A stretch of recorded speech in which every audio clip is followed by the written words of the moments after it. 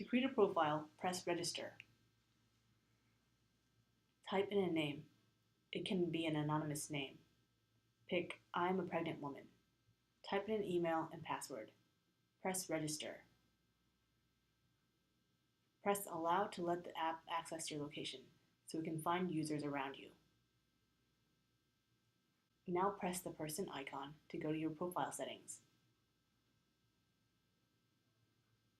Now choose a profile picture. Press the hearts to choose additional pictures. Scroll down to fill out additional details related to the adoption. Press Save when you are done. To start a chat with someone, press Start Chat. Once you have started a chat, press the chat icon to view your connections. Click on a connection to communicate with them. To pass on someone, press Pass.